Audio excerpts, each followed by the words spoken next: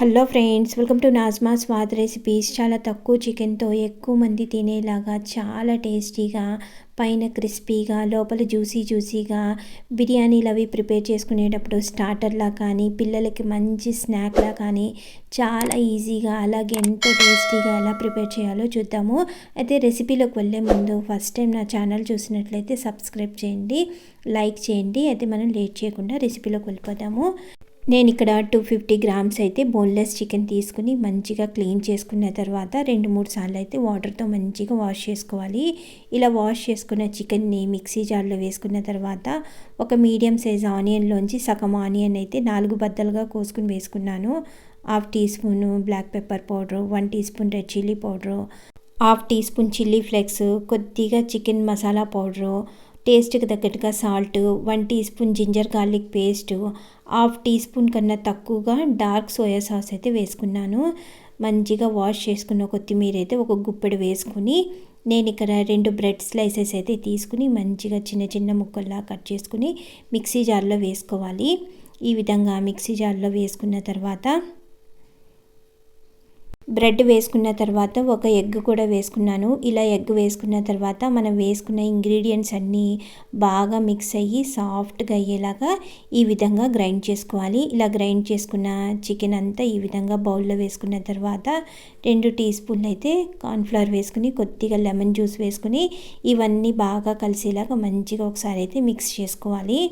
అంతా బాగా కలిసేలాగా మంచిగా మిక్స్ చేసుకున్న తర్వాత బౌల్ని పక్కన పెట్టేసుకుని ఒక వెడల్పాటి గిన్నెని తీసుకుని 3 టీ స్పూన్లు అయితే కార్న్ఫ్లవర్ వేసుకుని, నేను ఇక్కడ 1/2 కప్ అయితే వాటర్ వేసుకున్నాను.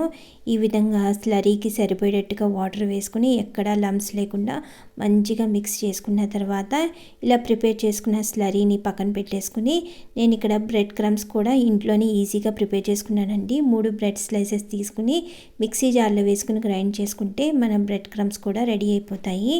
ఈ విధంగా చికెన్ మిక్చర్ అంతా మళ్ళీ ఒకసారి అయితే మంచిగా మిక్స్ చేసుకున్న తర్వాత నేను ఇక్కడ ఐస్ క్రీమ్ స్టిక్స్ని అయితే తీసుకున్నాను. గ్రైండ్ చేసుకున్న చికెన్ని చేతిలో తీసుకునేటప్పుడు చేతికి అంటుకోకుండా కొద్దిగా వాటర్తో చేతిని మంచిగా తడుపుని ప్రిపేర్ చేసుకుంటే మన చికెన్ అయితే చేతికి అంటుకోకుండా మంచిగా ఈజీగా మనం ఈ విధంగా లాలీపాప్స్ అయితే ప్రిపేర్ చేసుకోవచ్చు.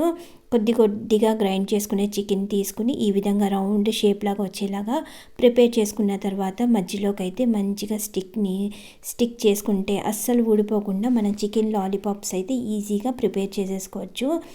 మనం ముందుగా ప్రిపేర్ చేసుకున్న స్లరీలోకి చికెన్ లాలీపాప్స్ని మంచిగా డిప్ చేసుకున్న తర్వాత బ్రెడ్ క్రమ్స్ మంచిగా కోట్ అయ్యేలాగా అటు ఇటు తిప్పుకుంటూ లైట్గా ప్రెస్ చేసుకుంటూ ఈ విధంగా చికెన్ లాలీపాప్స్ అయితే ప్రిపేర్ చేసుకోవాలి. ఇలా ప్రిపేర్ చేసుకున్న చికెన్ లాలీపాప్స్ని ఎయిర్ జార్లో వేసుకుని ఫ్రిడ్జ్లో పెట్టుకుంటే 20 డేస్లో ఎప్పుడైనా తీసుకుని మంచిగా ఫ్రై చేసుకుని ఈజీగా తినేయచ్చండి. ఈ విధంగా ప్రిపేర్ చేసుకున్న తర్వాత నేను ఇక్కడ షాలో ఫ్రై అయితే చేసినాను. ప్యాన్లో ఆయిల్ వేసుకుని ప్యాన్కి ఎన్ని పడితే కనుక అన్ని మన లాలీపాప్స్ ప్యాన్లో వేసుకున్న తర్వాత స్టవ్ మీడియం ఫ్లేమ్లో పెట్టుకుని అటు ఇటు టర్న్ చేసుకుంటూ మంచి గోల్డెన్ బ్రౌన్ కలర్ వచ్చేలాగా ఫ్రై చేసుకోవాలి. ఈ విధంగా మీడియం ఫ్లేమ్లో పెట్టుకుని ఫ్రై చేసుకుంటే లోపల దాకా ఫ్రై అయ్యి మంచి క్రిస్పీగా, లోపల జ్యూసీగా చాలా టేస్టీగా అయితే మన లాలీపాప్స్ ఫ్రై అవుతాయి. ఈ విధంగా మంచి గోల్డెన్ బ్రౌన్ కలర్ వచ్చేలాగా ఫ్రై చేసుకున్న తర్వాత ఎంతో టేస్టీగా ఉండే చికెన్ లాలీపాప్స్ అయితే రెడీ అయిపోయినట్లే. అస్సలు ఆయిల్ పీల్చకుండా లోపల జ్యూసీగా పైన క్రిస్పీగా ఉండే చికెన్ లాలీపాప్స్ అయితే రెడీ అయిపోయినాయి. మిగతా చికెన్ లాలీపాప్స్ కూడా సేమ్ ఇదే విధంగా స్టవ్ మీడియం ఫ్లేమ్లో పెట్టుకుని మంచి గోల్డెన్ బ్రౌన్ కలర్ వచ్చేలాగా ఫ్రై చేసుకోవాలి. చిన్నపిల్లలకైతే చాలా ఇష్టంగా తింటారండి.